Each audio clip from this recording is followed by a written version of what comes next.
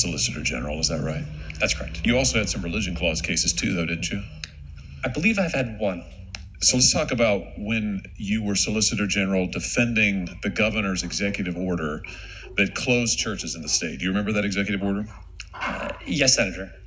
So the executive order said that all indoor gatherings of 10 or more people were banned, with some exceptions. Do you recall?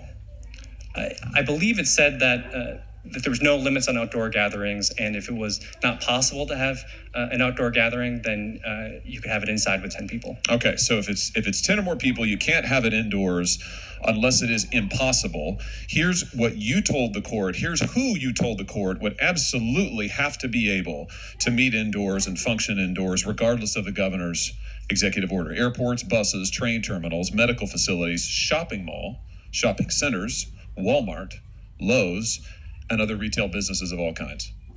At the same time, you told the court churches should be closed. Churches should have to meet outside or just not meet at all. Why is that? Why is it that Lowe's and Walmart, they absolutely have to be open? They're essential. Churches, good luck to you. Well, Senator, of course. Brace yourselves for a Senate smackdown. Senator Hawley grills Biden's pick on church closures during the pandemic. During the height of the COVID-19 pandemic, states implemented strict measures to limit indoor gatherings. Retail stores stayed open while churches were forced to close. Senator Josh Hawley argued this violated the First Amendment's guarantee of free exercise of religion.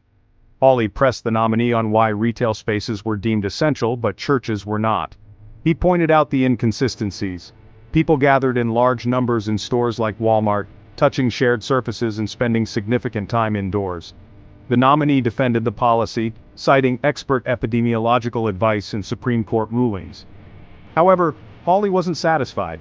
He highlighted that churches, unlike retail stores, had to justify their objections to local law enforcement, essentially putting police in the position of evaluating religious practices. Designed that policy. I was a lawyer defending a client. But didn't you? I thought that you were the Solicitor General making these arguments.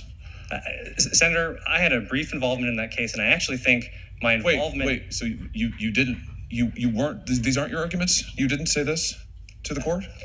Senator, I never filed a brief. So what happened is the complaint was filed, and before. You weren't Solicitor General defending the executive order at the time? Oh, yes, Senator. Okay. Yes. All right. So let's just skip all that and let's just get to the substance here. You were the Solicitor General. You defended it. You made the arguments. So why is it that Walmart and Lowe's can be open, but churches had to be closed?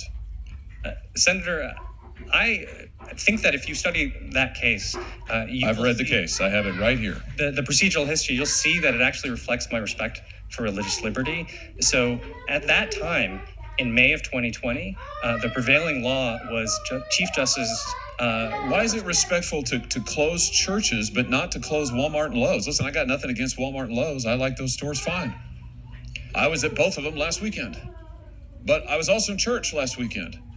And what the procedural history shows is, in jurisdiction after jurisdiction during COVID, governments discriminated, and I use that word advisedly, discriminated against people of faith, particularly Christian churches, Catholic churches, Orthodox Jewish synagogues, including your state, including this executive order. I want to know why. Why was it that you argued that churches ought to be closed, but Lowe's could be open? Explain that to me. Senator, so what Chief Justice Roberts said in the South Bay decision was that those kind of retail establishments have short-lived durations, and for the relevantly similar activity was short-lived duration. I don't know what you're talking about. Well, Senator, if I could, was it a mistake to close churches while you allowed Lowe's and Walmart to be open?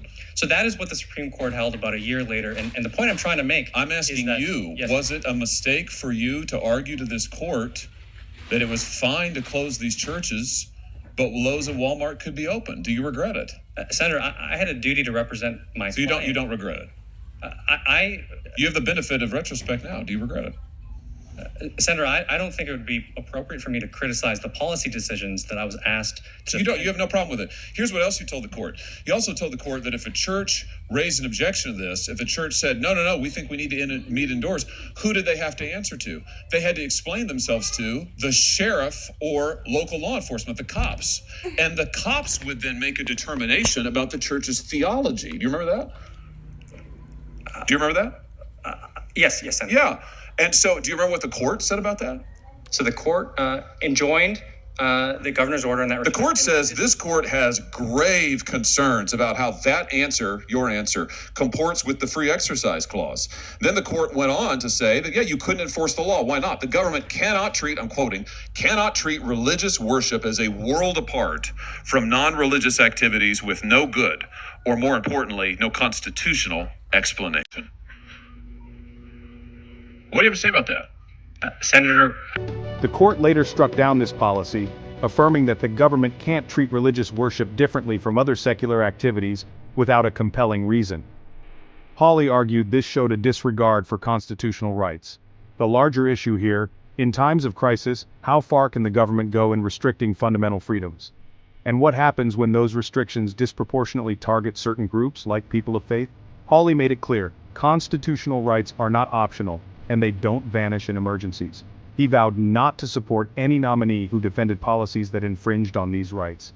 This exchange serves as a stark reminder of how fragile our freedoms can be when tested. Like, subscribe, and share if you found this insightful. Stay informed, stay engaged, and take care.